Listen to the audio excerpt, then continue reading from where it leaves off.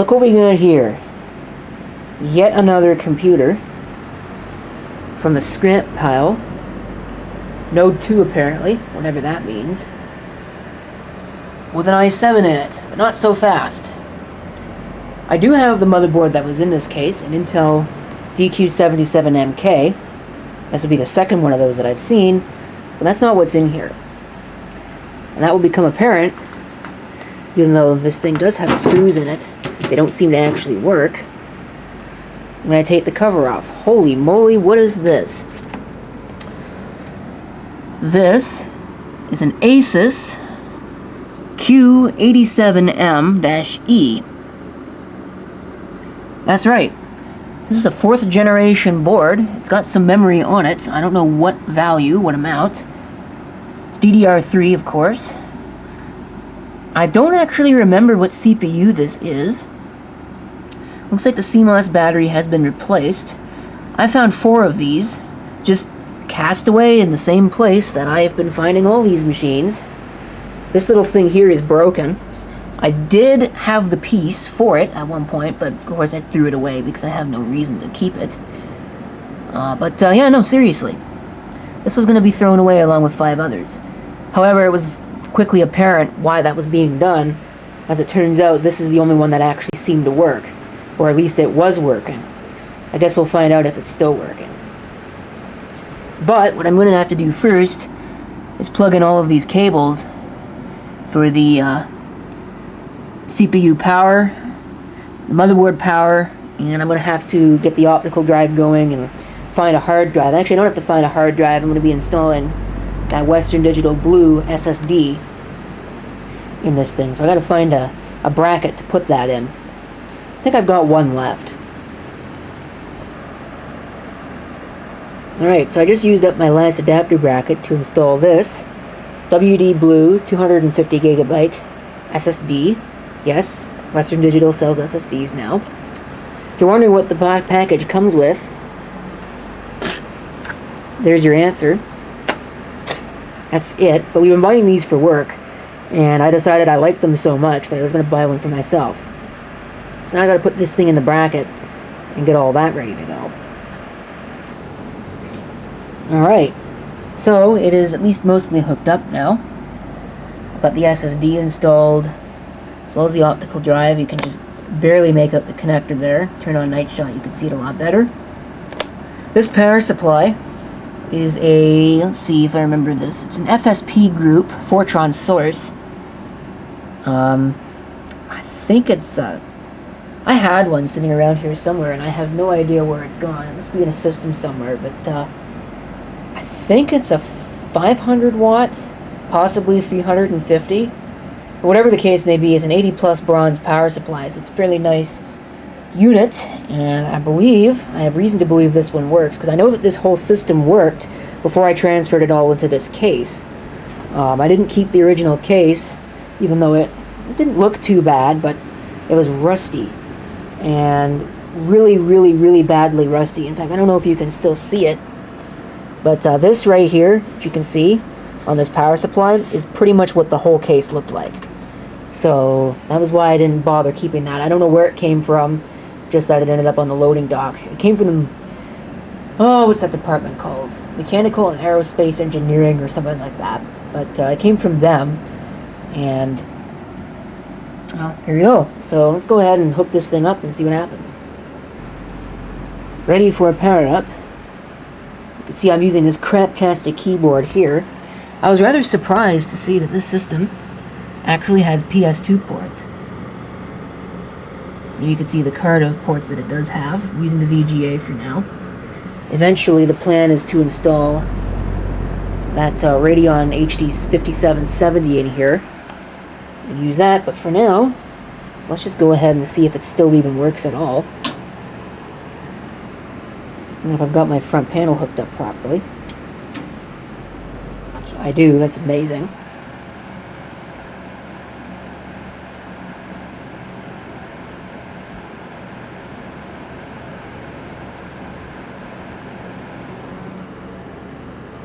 But I don't get a reaction out of it. It's flashing the keyboard LEDs repeatedly. So it looks like it's in a reboot loop. Give me just a minute here. Well, it's now running after I eliminated the BIOS password. But there is one problem. You can see only one memory module showing up. And there is only one installed. I put it over here, but the second memory module is dead. It doesn't matter what slot I plug it into. The system does not seem to recognize it. I don't know whether... Looks like these contacts are slightly dirty. I might try cleaning them up a little bit, just to see if that would make any improvement. I don't really think it will, but I might go ahead and try that right now and see what happens. In the meantime, the other thing about this that I'm not so pleased about is that right there, but there's not really much you can do with a system this new. It's going to have one of those anyway. But there you go. Everything seems to be checking out just fine. Oh yeah, and it had a BIOS password on it as well. I think I mentioned that, but that was a pain to get rid of. But I think I finally managed to get rid of it. Anyway, I'm going to shut this off, deal with this memory module. I'm going to install a video card in here as well, and possibly also the capture card at the same time. Okay, well, I've got the video card and capture card installed, but we may have two problems here. Well, we have one and we may have another. Number one, I can't use this little stupid green plastic thing because it won't go in place. So I said screw that. And I just gone ahead and put screws in it. And that should be good enough. I'm going to have to do something about this one here in the bottom. But the bigger problem might be this video card. Listen to that. That's really loud. I'm hoping that's just because the driver isn't loaded. Because that's going to be way too obnoxious. I'm going to have to get out my Quadro and use that instead. And then put this into another project. I don't know. But I guess we'll find out. I'm going to set this to my liking. And we'll figure everything out.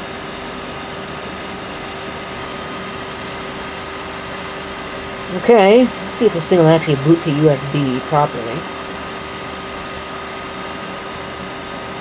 Definitely trying. We're going to boot it to USB.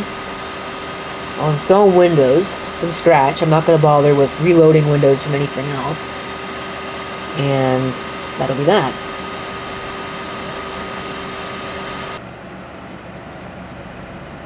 Alright. So here are the benchmark scores. Really good performance there. But I think at this point what I'm going to do is I'm going to set up some of these programs that I need to set up.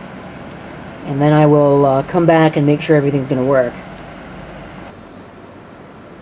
Alright. We're back with the machine again. And something that you haven't seen is it right here. I've actually installed it and I've already done a test broadcast with it. It seemed to go without a hitch. But the last thing that we're going to do to this, I picked up a kit of Corsair Vengeance LP, low profile, DDR3 1600.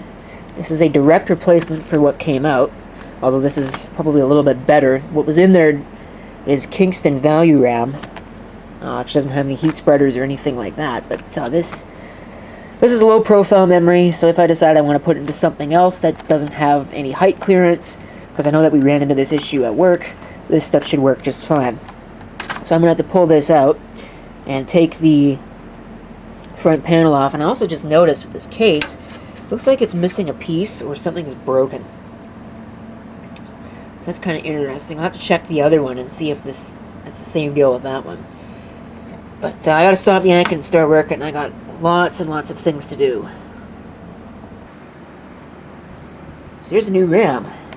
It's really snazzy looking if I do say so myself. Let's put it in there. Alright. There it is. Installed. And the system now sees 16 gigabytes of memory. So it'll be interesting to see if our performance scores have improved any. Well, it didn't really result in any improvement. Actually, it resulted in no improvement at all, but, well, it's got 16 gigs, and future-proofing is future-proofing, so if I move this machine onto something else that requires more RAM, like, say, virtualization, then I have the ability to do so. So that, I think, is pretty much going to wrap it up. The only other things I'm probably going to do to this is replace the mouse and the keyboard with PS2. Just because, well, number one, I have the ability to do so. Number two, I don't have a whole lot of USB peripherals laying around, so I might as well use them here on this thing. So I think that's pretty much it, though. Thank you for watching. If you have any comments, certainly do feel free to leave them down below. And this is CP666 signing off, and I hope to see you next time. Till then, oh yeah, I'm going to have to remove that doofy sticker on there as well. Almost forgot about that.